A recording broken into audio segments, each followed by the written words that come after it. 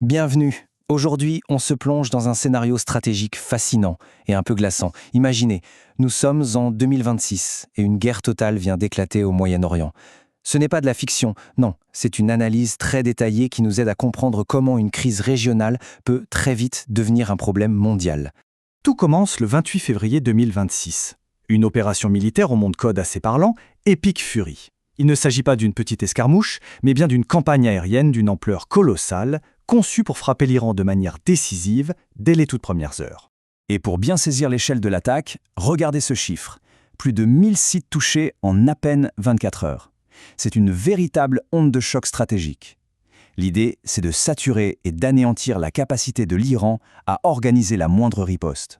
L'objectif stratégique est d'une clarté brutale. Il ne s'agit pas de négocier, mais de littéralement décapiter l'État iranien. La preuve la plus frappante ?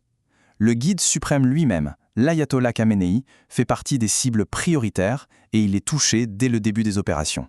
Alors, pour décrypter toute cette crise, voilà notre plan de route. D'abord, on va voir comment on en est arrivé là.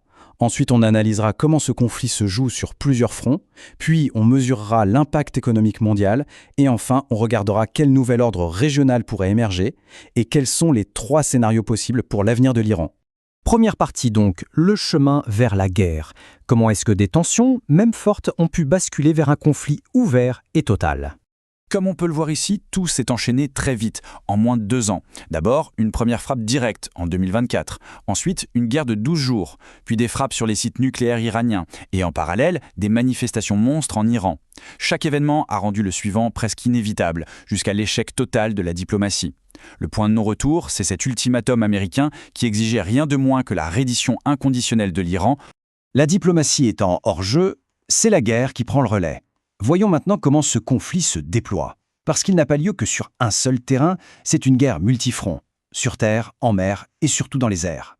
Du côté de la coalition menée par les États-Unis et Israël, on sort l'artillerie lourde version 21e siècle. Des bombardiers furtifs B-2, des chasseurs F-35, des essaims de drones. La supériorité technologique est telle que la coalition obtient la maîtrise totale du ciel iranien en quelques heures à peine. Ça leur permet de frapper où ils veulent, quand ils veulent, des centres de commandement jusqu'aux forces de sécurité intérieure, paralysant ainsi toute tentative de réponse organisée. Complètement surclassé dans les airs, l'Iran va donc riposter là où ça fait le plus mal, à tout le monde. C'est la guerre économique. La menace est simple, directe, elle est terrifiante. Pas un seul litre de pétrole ne sera exporté de la région. En visant le détroit d'Ormuz, Téhéran s'attaque au talon d'Achille de l'économie mondiale. C'est le goulot d'étranglement par lequel passe une part gigantesque de l'énergie de la planète. Et avec cette stratégie, un mythe s'effondre, celui de la neutralité. Les pays voisins du Golfe, comme les Émirats ou l'Arabie Saoudite, qui espéraient peut-être rester en dehors du conflit, se retrouvent brutalement projetés en première ligne. Leurs villes, leurs infrastructures deviennent des cibles directes pour les drones et les missiles iraniens. Mais face à cette pluie de projectiles, on assiste à un fait marquant. Les défenses aériennes des pays du Golfe fonctionnent, et elles fonctionnent même très bien. Le graphique est éloquent. Plus de 800 menaces interceptées rien qu'aux Émirats. Concrètement, ça veut dire que des années d'investissement massif dans des systèmes de défense de pointe ont porté leurs fruits au moment crucial. Bon, on l'a compris, la guerre n'est plus seulement régionale, elle est devenue mondiale par ses conséquences. Voyons maintenant comment le blocage du commerce dans le Golfe provoque un véritable choc économique planétaire.